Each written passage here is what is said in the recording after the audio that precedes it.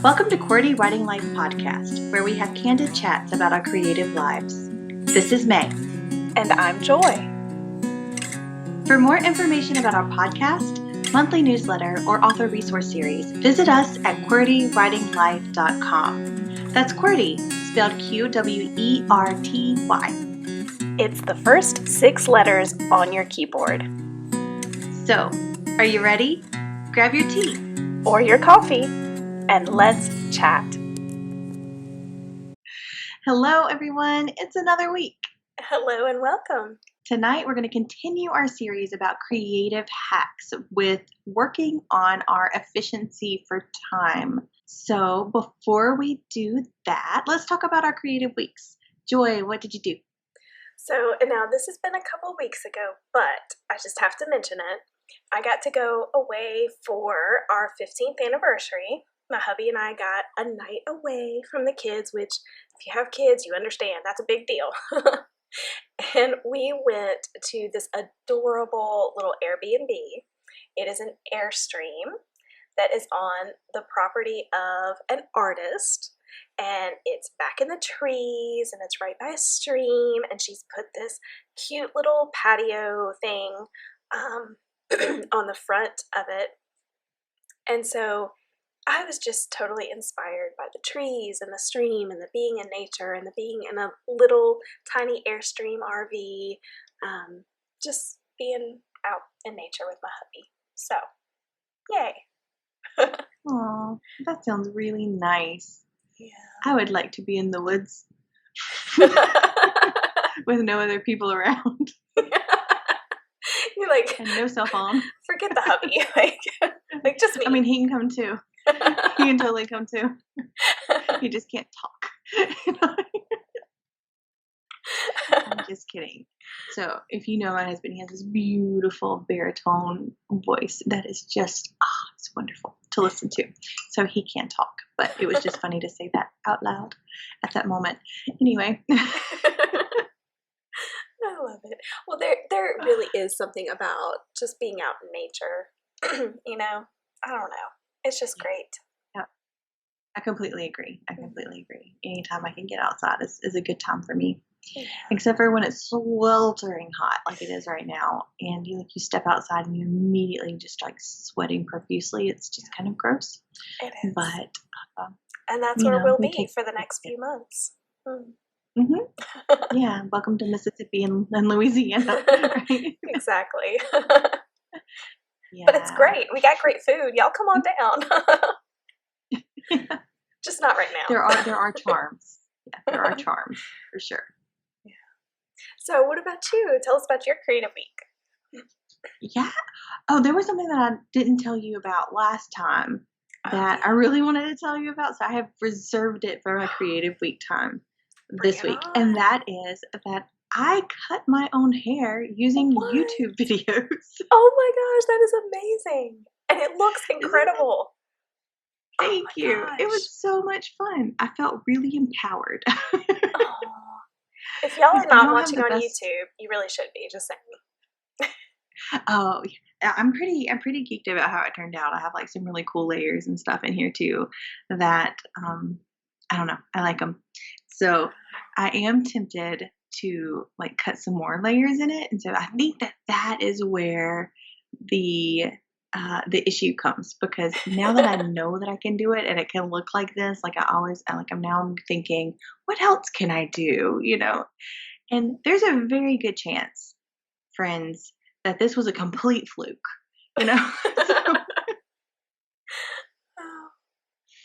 But if you would like to know the videos that I used two. There was one that was a blunt bob cut, and then a blunt long bob cut, and then there was another one that was a long bob cut that she did a long layer on there as well. And so I kind of put the two techniques together, and it came up with this. So it's a little shorter than I expected it to be, but it's cute. I like it. It is so cute. And now I'm like, okay, so how do you feel about doing your friend's hair? Because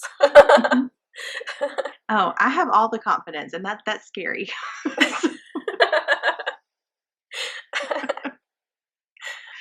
But yeah, I'll put the links in the show notes, and you guys can too cut your hair if you would like, but or not. It's fine. But either way, I felt very creative and very empowered. Oh man, I would not be brave enough to try because I know I would mess it up. Mm-mm. Well, I felt like it couldn't get any worse than it was.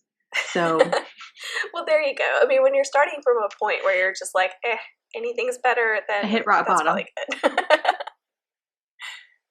Yeah, totally hit rock bottom.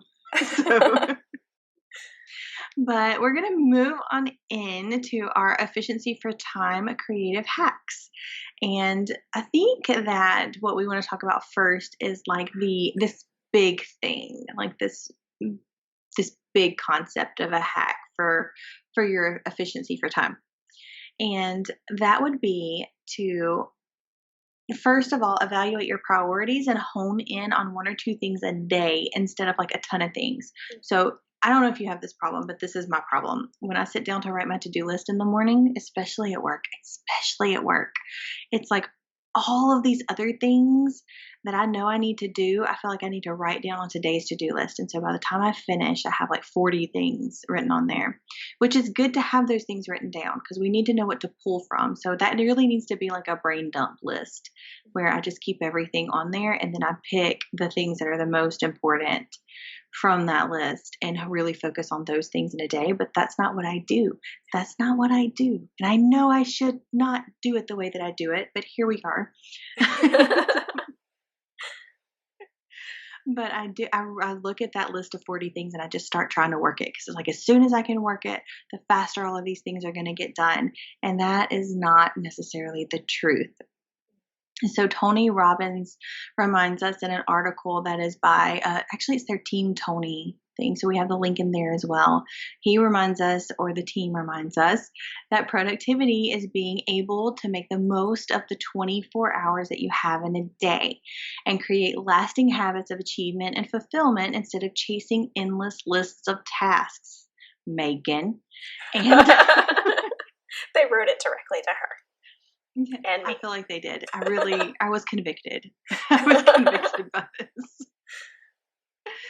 So it says, in other words, we got to work smarter and not harder, and that is something that I am working on personally. I recognize it. I have pinpointed the issue, and so now I'm trying to fix it. And part of that is actually um, this moment of looking at these efficiency hacks for time. And so I was really excited to be able to read that article and be able to identify the fact that I am just not doing things well, so I can make a turn. So I can pivot and Yes. and go in the right direction.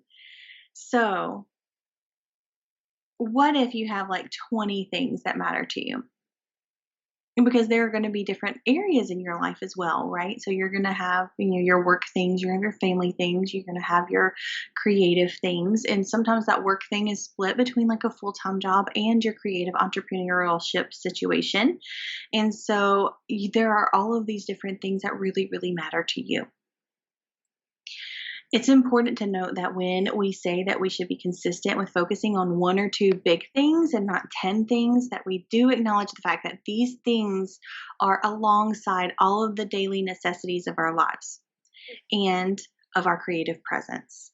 So social media engagements, emails, all of that stuff. So if you have a full-time job that is outside of your creative area, then you've got things that you have to accomplish there.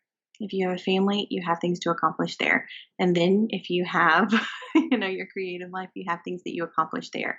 So what we really need to do is have a mindset hack here. So when it comes to priorities, we've got to figure out what our one or two priorities are for that day, for that moment.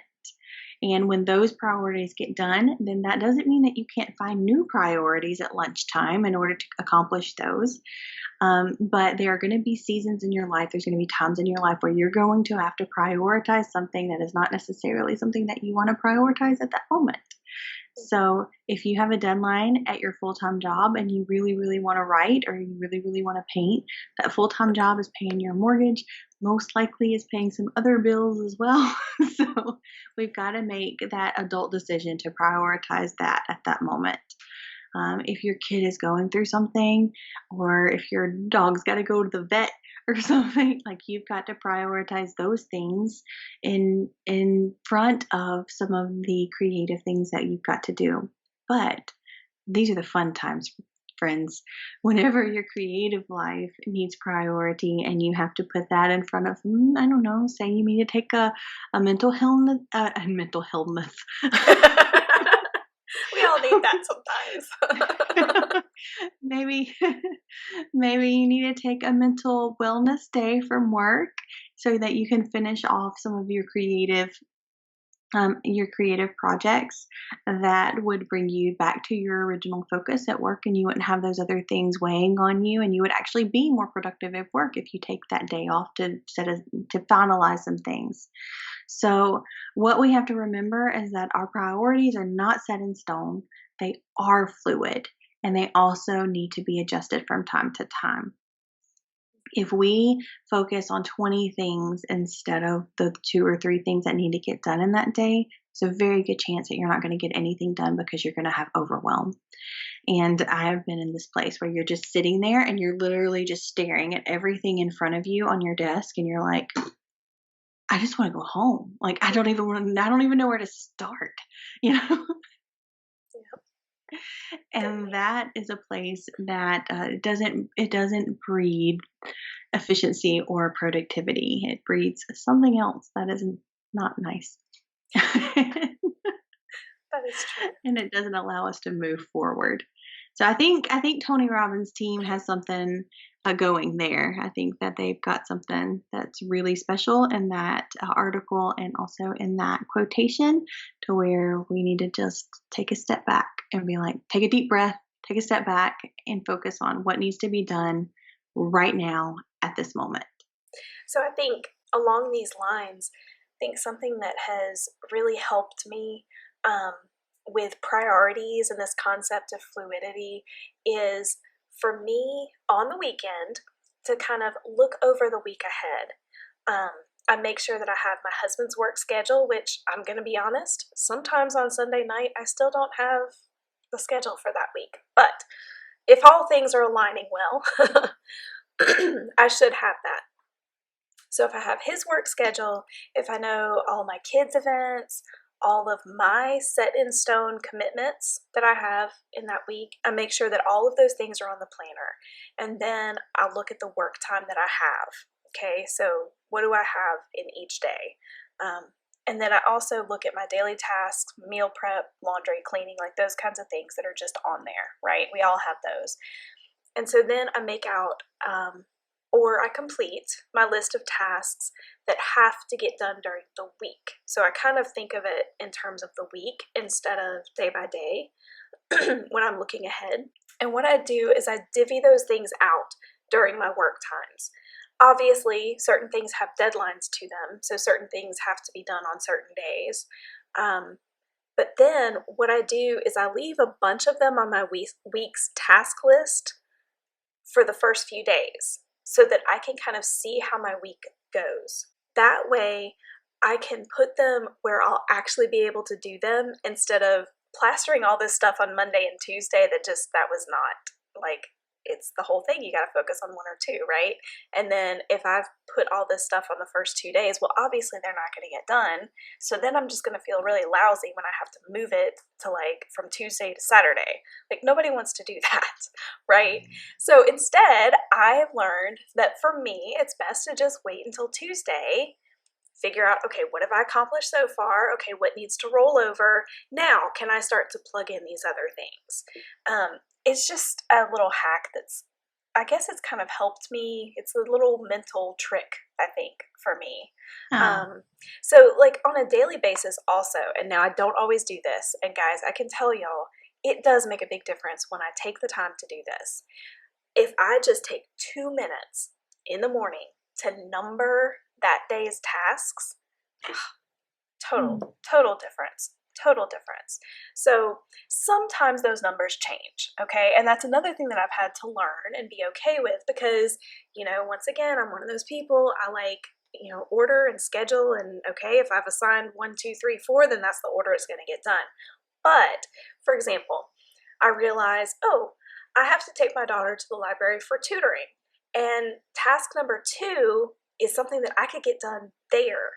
But task number 5 is something that I have to do at my home desk.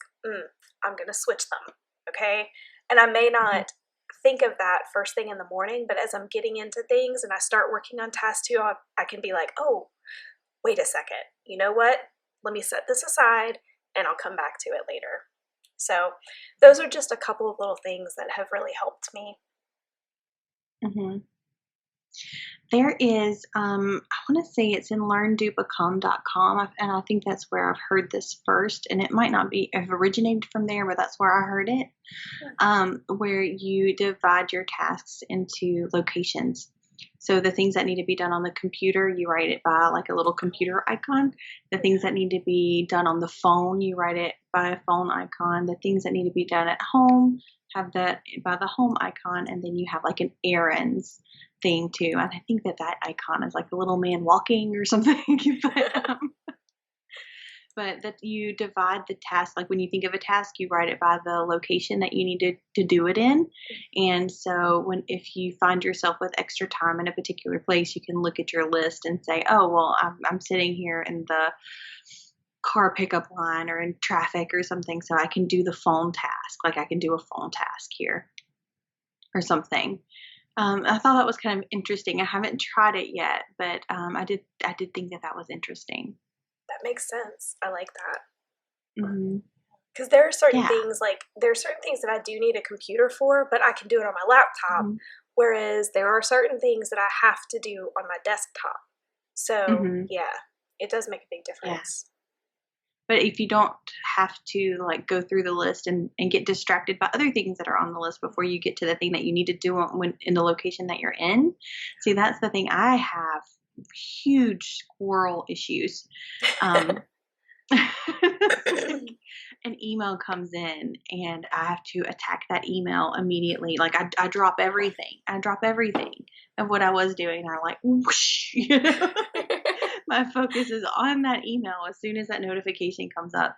And that's not cool, right? I need to be able to finish something and then move to that, because if somebody's not calling me, or if somebody, isn't in my office, then it's probably a lower priority. I can get to that after I finish this particular task. But that's not what my mind says. My mind says you need to address that immediately or you're a terrible person. So and so I've got, and listeners, please, if you know something to help me with this, I am all ears, because this is something that is pretty, it's a pretty big issue for me. And I am searching for, some help with that. And when I was in my last position, it wasn't such an issue because there was not the level of responsibility in my last position as there is right now. And also I'm combining this position, this full-time job position, with my passion for creating.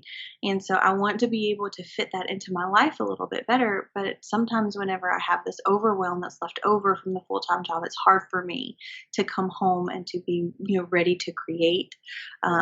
After I've given everything else that I have to my family. And I've got to be able to find a way to handle that emotional stress, so that when I do come home, I have good things to give to my family and good things to give to my art. So there's that. And it's not every day, but it's a lot of days. Yeah. Are you feeling me there? Yes. Oh yeah. It's not really anything. I'm not sad about it. I chose this position. I chose to say yes. I do feel like I'm where the Lord wants me to be, but I also know that there's got to be a better way. So I'm just looking for that better way. It's very practical, kind of black and white for me. It's not like, oh, woe is me. I'm just trying to figure out how to maneuver my life and include all of the things that are important to me. And I feel like most creatives are probably in a similar position as far as just trying to juggle the things and do it in the best way possible. And for all the things, for mental, Yeah. emotional, everything. So yeah, Yeah. yeah. And this organizing stuff, this does not come naturally to me. It's something that I have to learn. It's definitely a nurture, not a nature situation. Yeah. So, yeah, so nurture me, friends. Um, but to move on a little bit, because I feel like I've really just nailed this into the ground. To move on a little bit, we have some other hacks for time efficiency as well. And this one is probably one that you've heard before, but it is still like tried and true. And that is the timer method. And so you can get it as an app, or you can just set your timer on your kitchen timer, or your microwave, or your stove, or your phone. There's timers everywhere these days, and for whatever time is good for you. So there, and you might have to practice with a few times. Some people say 20 minutes is good. That's a little short for me. I need a little bit more focused time than that. But 45 minutes seems to be a little bit long. So, however you are, you just have to figure out where you are. And if 20 minutes might be perfect for you for like a 20-minute timer, really good focus time, and then have a 5-minute break and then go back and do another 20 minutes.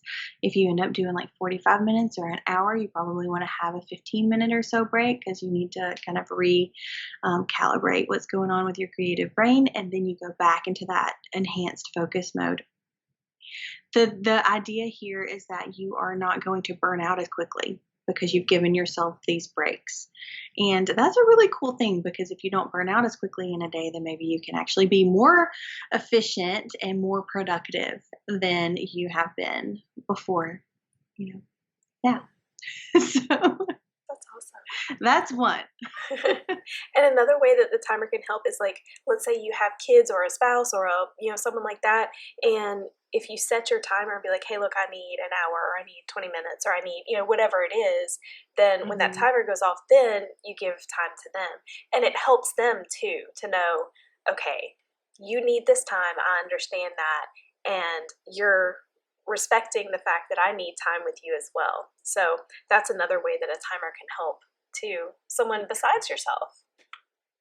Yeah, and don't hoard that timer, friends. Like let your kids see the timer click down, so that they know that it's getting to a zero, that there's momentum there, and also so they know that you're not cheating because Yeah. they will call you out on it, friends. But but it's good for them to see time move as well. So whenever you're bored and you really want to talk to your mom and that sort of thing, and they're not noticing that time is moving. They feel like it's standing still or even going backwards sometimes. And so, if they can see the clock, they might even not ask you, "Hey, how long has it been?" That's true. Have you gotten that one? Talk about pulling away the efficiency and productivity from that 20 So minutes. the whole point is that you have really good focus during that amount of time, so that you can really make some good movement on whatever you're doing. Another thing too is that it holds you accountable to actually follow. If you share the timer with other people, it holds you accountable to actually be like, you know what, I'm not going to do 10 more minutes because I've made this promise and I'm going to keep it. And sometimes as creatives, I don't know about you, but it's real easy for me to be like 10 more minutes, 10 more minutes. and, Yeah. and before I know it, it's been an hour longer than I said it should have been. And that's not teaching. Well, first of all, if you have kids, I feel like I'm not teaching my kids the way to honor promises. And if I break my word, then I'm teaching them that it's okay to break their word. And that might be deeper than you want to get into. But even on these little things, even if I say, one more minute, or I'll be right back, and I'm not right back, it just kind of makes my words mean less to them.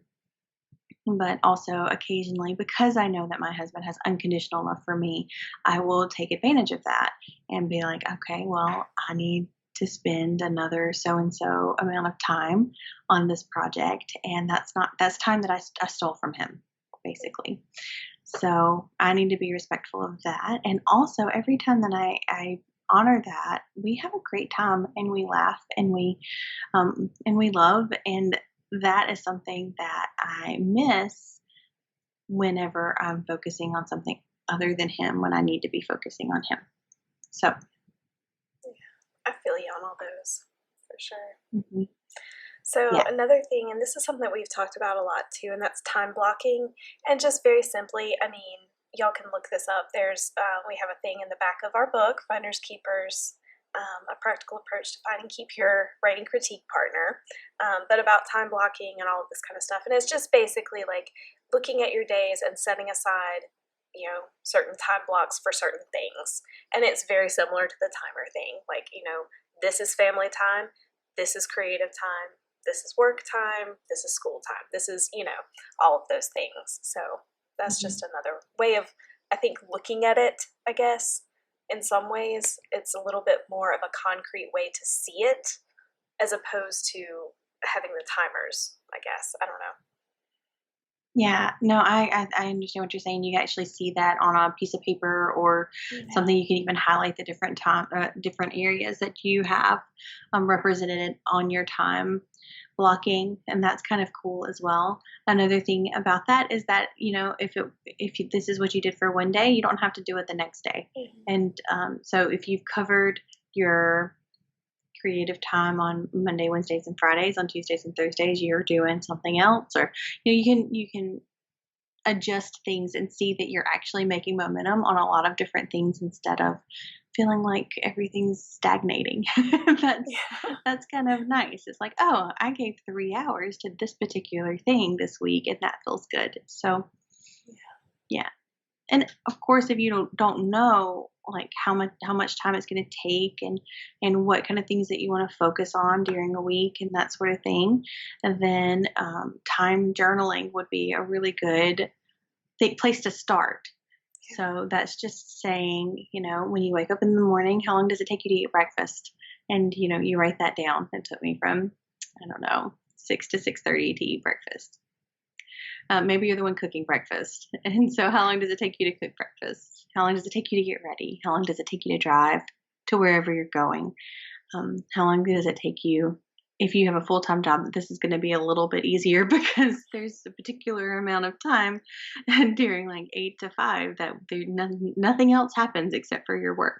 So, um, and then everything else, even though you have lesser amounts of time at the beginning and the end, you've got to stack a bunch of stuff inside of there.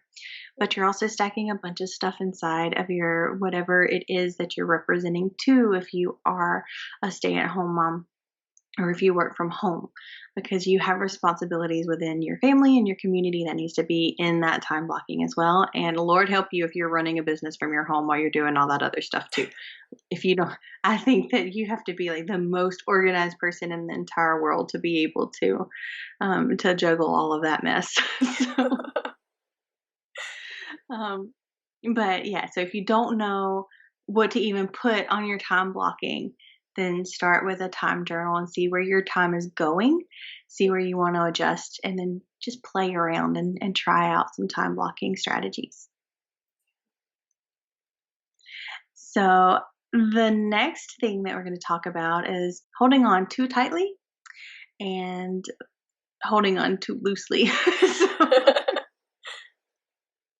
So you want to like hold on loosely, but you don't want to let go. You know that song. Um, and that's kind of what we want to do. We want to plan, but we don't want to stick so close to the plan that we're not adaptable and we're not fluid.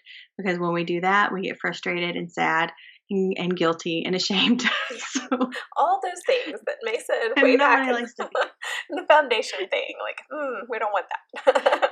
No, we don't want to do that. So if something goes wrong, just forgive yourself and move on and change your plan. Just look at your time blocking and maybe get some erasable pencils or something Yeah. that you use if you don't like whiteout. But all of this is just trying to help. All of this planning, all of this time blocking, all of these things are just tools for you to use. It is not a Bible. It is not it's not some sort of sacred thing that has come down from on high that is said this is the way this must be done. No, this is a tool for you to use. And here's the thing about tools. If they don't work, we throw them away. Or we give them to somebody else whom it might work with. But if this is not something that you have to stick to, like Joy was talking about with her planners and everything. Was that in this episode or I think that was in the last one where we talked about the the outline last episode? factors. Yeah. Yeah. So she was talking about how she tried some different planners and she finally found the one that worked for her. It's going to take some trial and error. We're all different people. We have all different personalities and there are different things that resonate with us. So I know that it would be just so nice if everything that we said here today was something that completely worked 100% with everybody. Unfortunately, that's just not how the world works. So be willing to invest in yourself and invest some time in figuring out what's going to work for you, because at the end of the day you're going to be less stressed out, there's going to be less frustration, and you're going to be very confident in your planning and organization, whereas right now, if you're like me, you're not so confident in that area, and it really does affect not only my creative life but my personal life. So So true.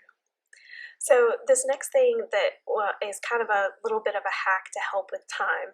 This is a deadline mindset hack. Now, we've talked before several times about how when we set deadlines for ourselves, we always build in a buffer.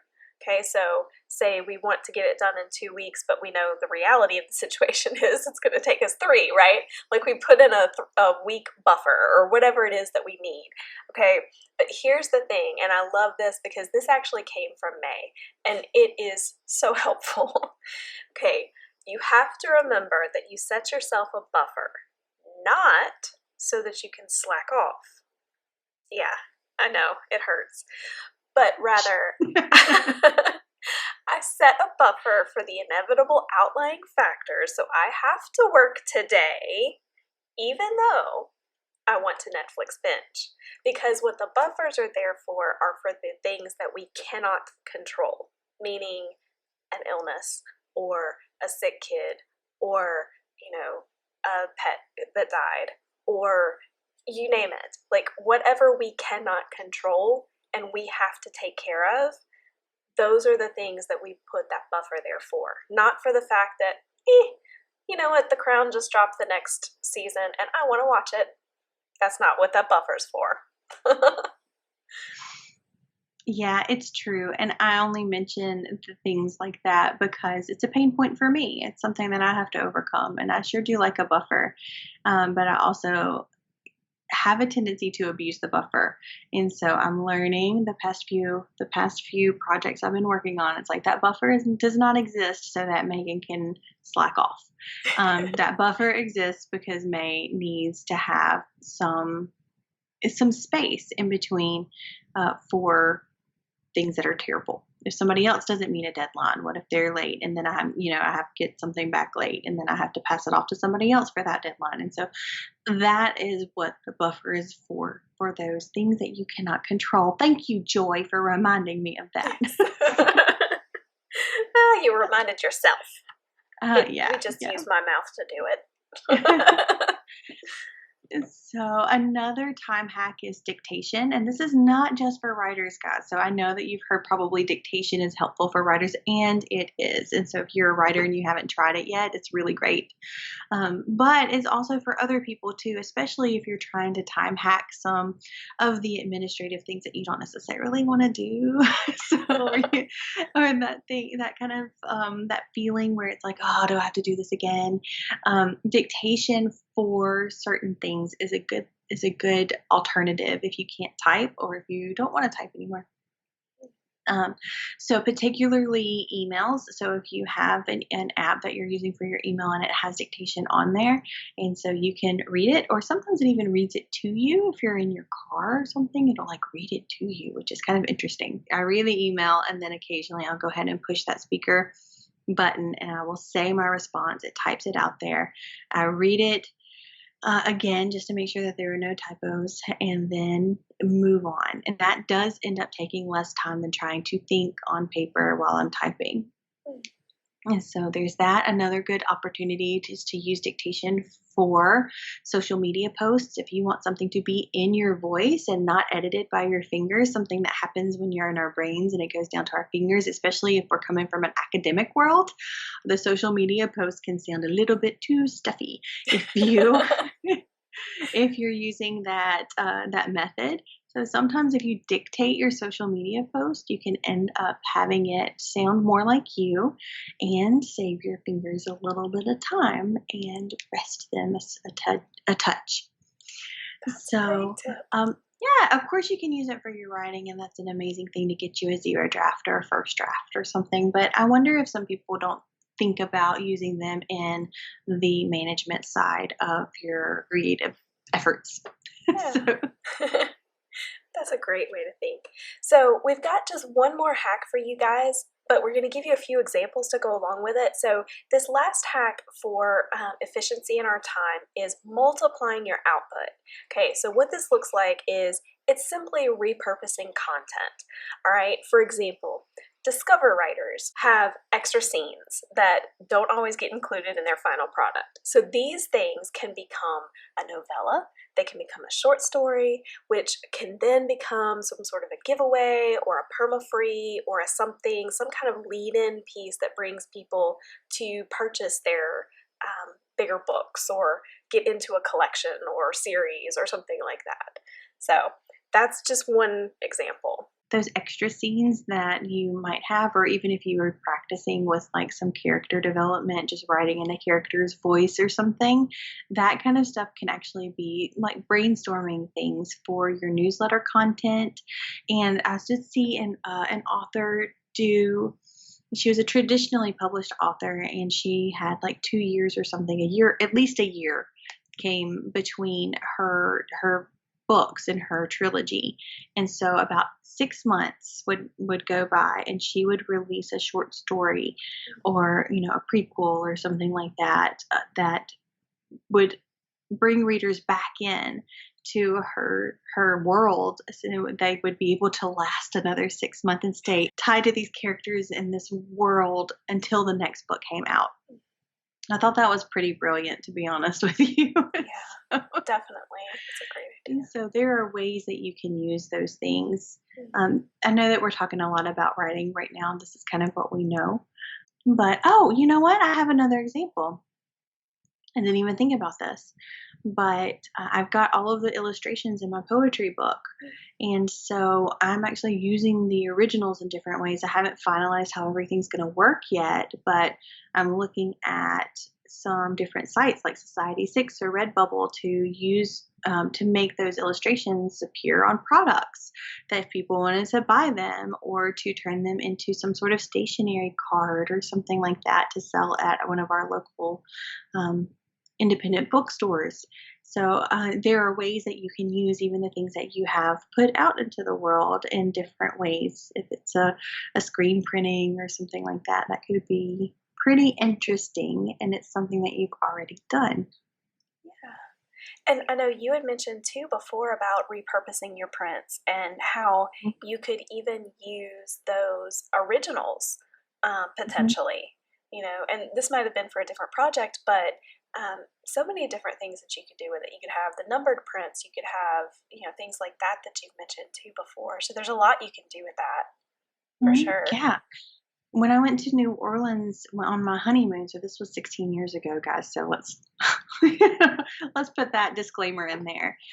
We actually bought some prints of an artist's work, and they were numbered and everything, but it was obviously the same base level black and white print, but then the colors were different in them. So I have like these chickadees in a fleur-de-lis in a fleur-de-lis shape, and the chickadees have different colors on them. And so I was able to get two of the prints because they correlated, but they didn't match. And there's still a numbered print. It's not something that the artist had to completely recreate from a blank slate. He just added some colors in there from a copy of his work.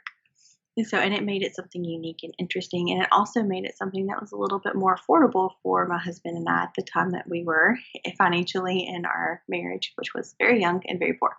So Oh, that's great. mhm. Yeah. So, just a couple more things before we close out that come to mind are things like book club kits. So, this is something that I absolutely love. And all of those little things that we talked about before, like if you have these little scenes that you pulled and you don't think you're going to use them, you might end up putting them in a kit that goes to a book club that wants a little bit of extra stuff, about how you wrote it, or things that you might have left out, or behind the scenes, or, you know, what did they name their child? Like, because we know they had a kid, but we don't know the name, like, stuff like that, right? And then you can also put this kind of stuff in something like a special edition book. So let's say 10 years down the road, you want to put out a special edition of your debut novel. Well, you might want to put some extras in the back of that. So all of these things can serve a purpose, and those are all time hacks, because instead of being worried about trying to find the time to put out all these extra things, you may have already done it, right? Mhm. Well, I think it is time, for a QWERTY challenge. And so we would like to challenge you today that if you have not figured out how you are using your time currently, then we encourage you to time journal and figure out where you're using your time. Do it for a week, do it for 2 weeks. I think 2 weeks is probably a better situation for you. We're not asking you to change anything that you're doing, we're just asking you to report it, okay? So don't be afraid to really be honest with yourself and journal exactly where your time is going. So it's not going to be helpful for you if you don't write down that you spent 30 minutes on Instagram or an hour on Facebook or something. So be honest with yourself. You're the only person who's going to be seeing this. Be really introspective. You just need to know. You just need to know. I know it's not necessarily fun, but it is absolutely necessary. If you have already time journaled and you are feeling aces about that situation, then we just want you to take a look at some of these hacks and see if there's anything that you can fit into your schedule. Just take a look at what we've said here tonight and see what resonates with you. If there's anything that you'd like to give a try, please do. Remember, you're not stuck to these. So if there is something that you don't love, that's just not your jam, then stop doing that thing and pick another one. If you have any questions or if you'd like to share, please feel free to email us at QWERTYWritingLife@gmail.com. Yep. So you guys have a fantastic week. And go make something. Bye. Bye.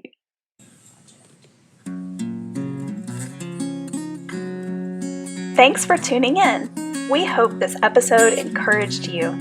Like all creatives, we thrive on consumer recommendations. So, please consider leaving us a review and sharing our podcast with your creative friends. If you'd like to continue this conversation, visit us on our website at QWERTYWritingLife.com or on Instagram at QWERTYWritingLife.